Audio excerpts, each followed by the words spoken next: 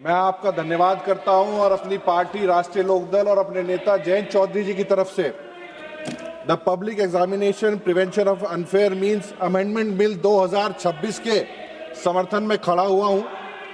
सबसे पहले मैं इस सदन के माध्यम से देश के करोड़ों युवाओं, विद्यार्थियों और उनके माता पिता को यह विश्वास दिलाना चाहता हूं कि उनकी मेहनत, उनके सपने और उनका भविष्य प्रधानमंत्री मोदी जी और एनडीए सरकार के लिए सर्वप्रिय है।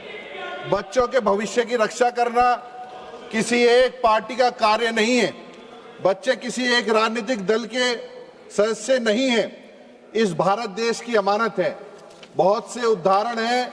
किसान अपनी जमीन बेचकर अपने बेटे बेटियों को कोचिंग में पढ़ाते हैं।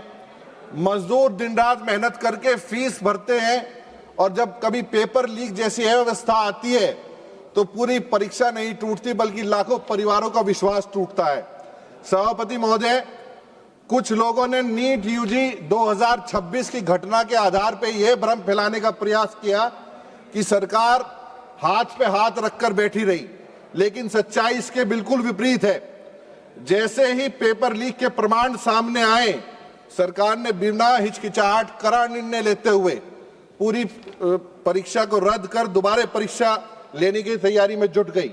महोदय, सरकार ने केवल परीक्षा दोबारा कराने तक स्वयं को सीमित नहीं रखा बल्कि दोषियों के विरुद्ध निर्णायक कार्रवाई भी की। सीबीआई की जांच सौंपी गई, मुख्य साजिशकर्ता की पहचान कर उसे गिरफ्तार किया गया और अब तक इस पूरे संगठित गिरोह के 13 लोगों को गिरफ्तार किया जा चुका है। सरकार ने यह स्पष्ट संदेश दिया है कि जो भी युवाओं के भविष्य के साथ खिलवाड़ कहेगा, चाहे वो कितना ही मजबूत हो, कितना ही प्रभावशाली हो, वह चाहे देश के किसी भी कोने में छिपा हो, सरकार उसे ढूंढ के कानून के कटघरे तक लाने का काम करेगी। यह संशोधन विधेयक के माध्यम से विशेष टास्क फोर्स समय बाध्य जांच होना एवं विशेष फास्ट ट्रैक न्यायालयों की व्यवस्था की जा रही है। दंड के प्रावधानों में अभूतपूर्व सख्ताई की गई है। महोदय, राष्ट्रीय लोकदल की विचारधारा हमेशा ईमानदार, शिक्षा और सामाजिक न्याय की रही है।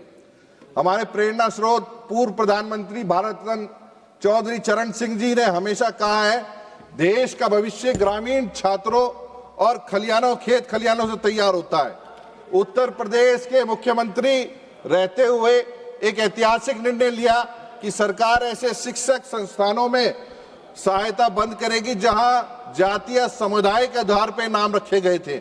उनका मानना था शिक्षा का मंदिर किसी जाति, वर्ग या परिवार की पहचान से नहीं बल्कि ज्ञान और प्रतिभा की पहचान से होना चाहिए। उन्होंने शिक्षा व्यवस्था से भ्रष्टाचार को दूर रखने का प्रयास किया। आज ये संशोधन विधेयक भी उन्हीं की भावना को आगे बढ़ाने का काम करता है। मान्यवर, जितने बच्चे जो आज तक पूर्व की खराब और दूषित व्यवस्था के कारण जितने बच्चों ने हमारे बीच अब नहीं रहे, मैं उन्हें श्रद्धांजलि अर्पित करता हूं। और इसके अलावा भी मैं हमारे युवा छात्रों, उम्मीदवारों से कुछ कहना चाहता हूं।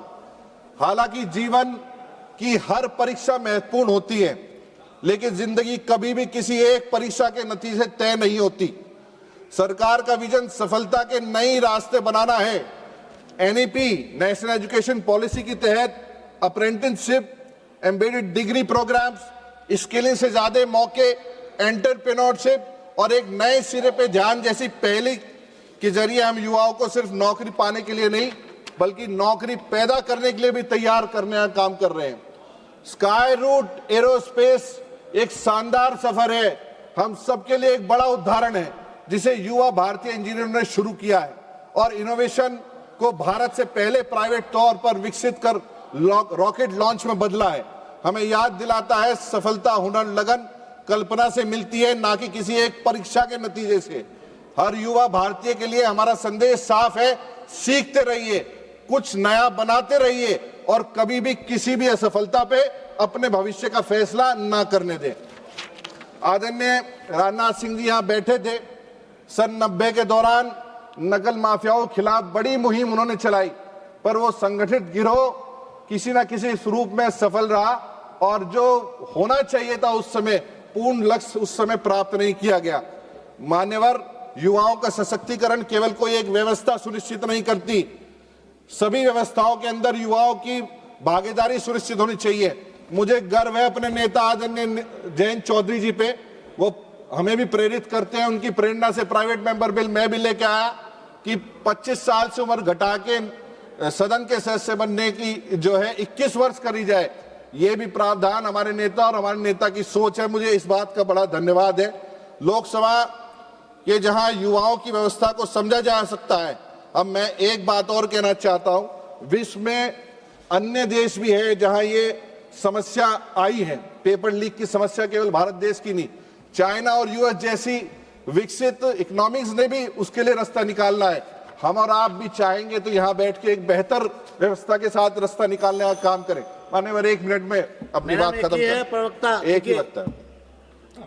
एनडीए सरकार माननीय प्रधानमंत्री नरेंद्र मोदी के नेतृत्व में केवल पेपर लीक नहीं बल्कि हर प्रकार के भ्रष्टाचार को समाप्त करने के लिए निरंतर कार्यरत है। पहले भ्रष्टाचार को व्यवस्था का हिस्सा मान लिया गया था, लेकिन आज भ्रष्टाचार का प्रहार सरकार की प्राथमिकता है। चाहे डिजिटल गवर्नेंस हो, डायरेक्ट बेनिफिट ट्रांसफर हो, डीबीटी के माध्यम से बैंक के खाते में दिए जाने वाली स्कॉलरशिप हो, पारदर्शी भर्ती प्रक्रिया हो या सार्वजनिक परीक्षाओं को सुरक्षित बनाना हो, हर क्षेत्र में एनडीए सरकार ने ईमानदारी और पारदर्शिता के साथ सर्वोच्च स्थान देने का काम किया है। मात्र 37 दिनों के रिकॉर्ड समय में 5440 परीक्षा केंद्रों में 14 केंद्रों, विदेशों के अंदर 14 केंद्रों पे और 20 लाख से अधिक अभ्यर्थियों की पुनः परीक्षा आयोजित की गई। जो सबसे महत्वपूर्ण बात है कि पूरी परीक्षा समय पर शुरू हुई, जिससे लाखों विद्यार्थियों का एक शैक्षिक वर्ष बर्बाद होने से बचने का काम हुआ। सरकार अपनी उत्कृष्ट संस्थानों और एजेंसियों की क्षमता को पूरा उपयोग करते हुए विभिन्न मंत्रालयों और राज्य सरकार और सुरक्षा एजेंसियों का भी हम धन्यवाद करना चाहेंगे कि उन्होंने असंभव लगने वाले कार्य को संभव करके इसी सत्र में दिखाने का काम किया। मान्यवर, हम सबको बैठ के आज भारतीय युवा हमारी तरफ देख रहा है। पूरे सदन की कार्रवाई आप एक रात चाहे 12 बजे तक चलाए, चाहे 3 बजे तक चलाए, हमारे बच्चे का जो है घर घर देखने का काम कर रहे हैं।